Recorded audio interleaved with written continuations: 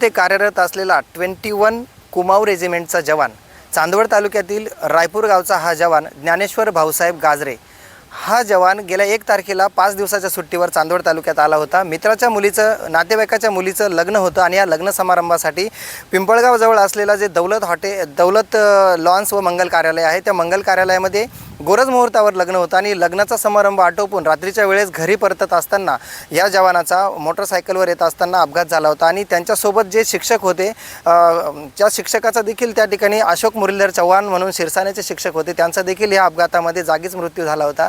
आणि त्यांच्यासोबत हे ज्ञानेश्वर गाजरे जवान जे होते त्यांना मात्र गंभीर दुखापत झाली होती। त्यांना पिंपळगाव येथून प्राथमिक उपचार करून त्यांना आर्मीच्या हॉस्पिटलमध्ये पुणे येथे हलवण्यात आलं होतं, परंतु कालपर्यंत त्यांनी मृत्यूशी झुंज दिली आणि काल अक्षरशः त्यांचं प्राणज्योत मालवली आहे। आणि ही माहिती चांदवड तालुक्यात पोहोचताच शोककळा पसरली आहे। त्यांचा मित्रपरिवार आपण बघू शकतो पाठीमागे, या ठिकाणी त्यांचा मित्रपरिवार, त्यांचा हा परिवार सर्वजण मात्र या घटनेने सुन्न झालेले आहे। आपण बघू शकतो या ठिकाणी त्यांना काही वेळातच आणण्यात येणार आहे आणि इथं हा अग्निसंस्कार या जवानावर होणार आहेत। पाठीमागं बघू शकतो आपण नियोजन केलेलं आहे, पाठीमागं बरेच या ठिकाणी ग्रामस्थ, मित्रपरिवार, नातेवाईक या ठिकाणी उपस्थित आहे आणि या शेतातच इथंच अग्निडाग या जवानाला देणार आहे। मूळ गाव त्यांचं रायपूर आहे। रायपूरच्या गावाच्या शेजारी असलेला त्यांचा मळा आणि मळ्यात अगदी घराजवळ त्यांचा पार्थिव इथे आणण्यात येणार आहे आणि ते आणल्यानंतर कसा हा अग्निसंस्कार आणि इथे दिला जातो, शासकीय मानवंदनेत हा अग्निसंस्कार दिला जाणार आहे आणि त्याच संदर्भात अपडेट घेण्यासाठी आपण या ठिकाणी आलेलो आहोत। आता पुढील अपडेट आपण आपल्या चॅनलच्या माध्यमातून बघूया।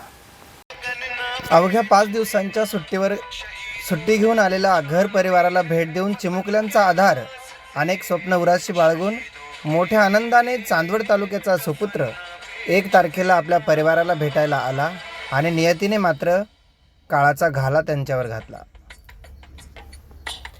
सिक्कीमच्या 21 कुमाऊ रेजिमेंटचे मेजर ज्ञानेश्वर भाऊसाहेब गाजरे वय 36 यांचे घरी सुट्टीवर आल्यानंतर नातेवाईकांतील लग्न सोहळा पार करून आपल्या जिवलग मित्रांसोबत घरी परतत असताना अपघात झाला आणि त्या अपघातात एक प्राणसखा मित्र अशोक मुरलीधर चव्हाण हे जागीच गतप्राण झाले, तर मेजर ज्ञानेश्वर गाजरे हे देखील गंभीर जखमी अवस्थेत पिंपळगाव येथील उपचारानंतर त्यांना पुण्याच्या लष्करी हॉस्पिटलमध्ये दाखल करण्यात आले होते।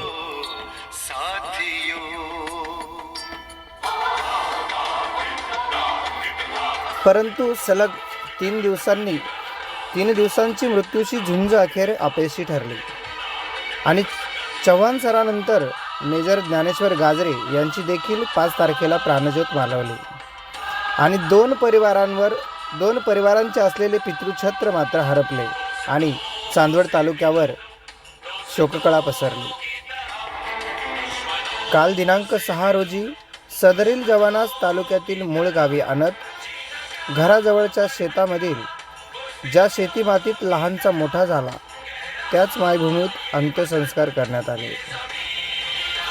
गाजरे कुटुंबातील वयोवृद्ध आजोबा वयाची 100 वर्ष पूर्ण करत असताना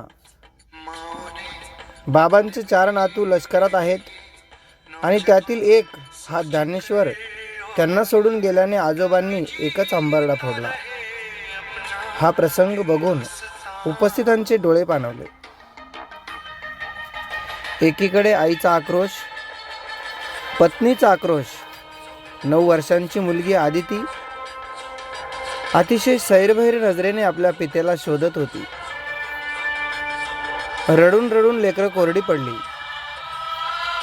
आपले बाबांचे काय झाले हे वारंवार शब्द ह्या आदितीच्या ओठांवरती ती उच्चारत होती।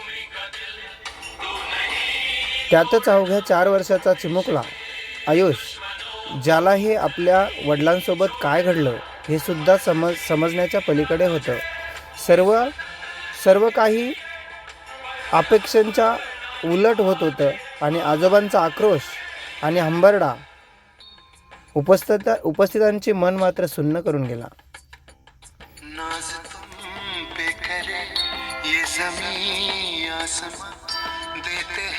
बापाविनं पोरकी झालेली 2 लेकरं आणि पूर्णपणे उघडा पडलेला हा परिवार, नियतीच्या मनातलं असं काही वेगळंच असेल याची कल्पनाही नसताना मेजर ज्ञानेश्वर गाजरे यांना शेवटचा निरोप देत आर्टिलरी सेंटरच्या अधिकाऱ्यांनी अखेरची मानवंदना दिली.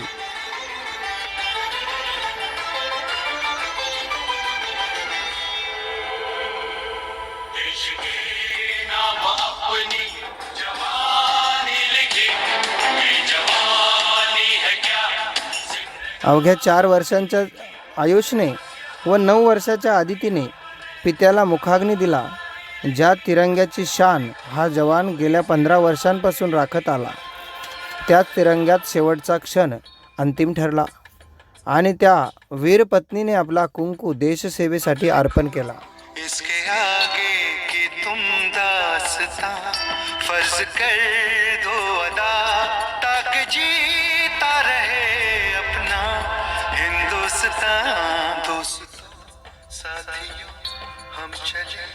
त्या वीरपत्नीच्या हातात तिरंगा देत लष्कराच्या अधिकाऱ्यांनी आपले कर्तव्य पार करत वीर जवान अमर रहेच्या घोषणा देत शोकाकुल वातावरणात शाश्रुनयनांनी मेजर ज्ञानेश्वर भाऊसाहेब गाजरे हे अनंतात विलीन झाले. ज्या पत्नीचा आधार हे ज्ञानेश्वर गाजरे होते.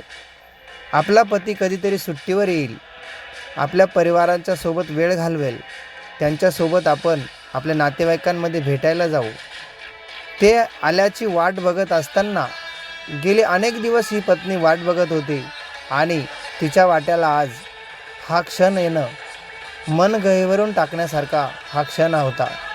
उपस्थितांचे मन मात्र या ठिकाणी सुन्न झाले. अनेक नेते अधिकारी या ठिकाणी उपस्थित राहिले, परंतु हा क्षण फक्त अंत्यविधीपुरताच असतो.